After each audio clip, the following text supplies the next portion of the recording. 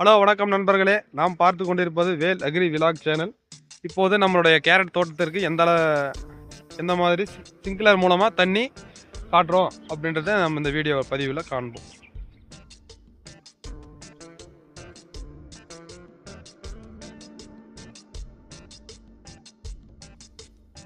Hello, வாங்க நண்பர்களே, நம்மளோட கேரட் தோட்டத்தில் ஸ்ப்ரிங்க்லர்லேருந்து தண்ணி பாய்ச்சிக்கிட்டு வந்து நம்ம இப்போ பார்க்க போகிறோம்.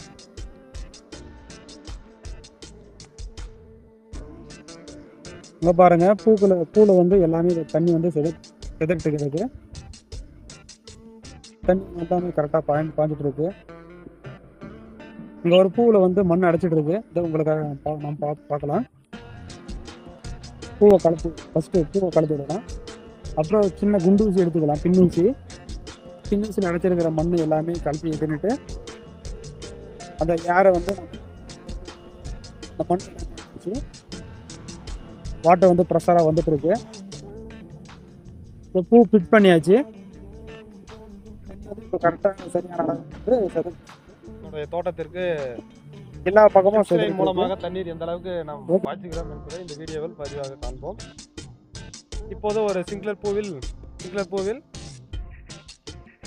மண் வந்து அடைச்சிட்டு இருந்தது. அந்த வந்து பின்னூசி மூலமாக அதுலேருந்து அடைப்பை எடுத்துகிட்டு நம்ம வாய் வழியாக சுவாசத்தை ஊதி அதுலேருந்து இருக்கிற அடைப்பை வந்து எடுத்துகிட்டு ஒரு பூ உங்களுக்காக செக் பண்ணி காட்டினேன். அந்த மாதிரி தான் வந்து செக் பண்ணணும்.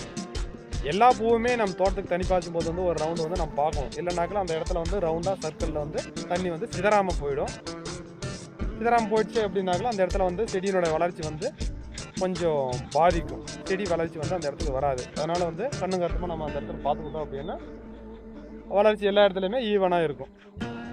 இதோ இப்போ நம்ம வந்து அந்த செடிங்களுக்கெல்லாம் எந்த அளவுக்கு நம்ம தண்ணி பாய்ச்சிடும் அப்படின்றத ஒரு பார்வை பார்க்கலாம். நண்பர்களே, இந்த வீடியோ உங்களுக்கு பிடிச்சிருந்தால் லைக் பண்ணுங்க, ஃபாலோ பண்ணுங்க, ஷேர் பண்ணுங்க. இது போன்ற மேலும் தகவலுக்கு எங்களுடைய வேல் அக்ரி விவசாயம் சேனலை சப்ஸ்கிரைப் பண்ணுங்க, ஃபாலோ பண்ணுங்க. உடனுக்குடன் வீடியோவை பார்க்க கிளிக் பண்ணுங்க. தேங்க்யூ.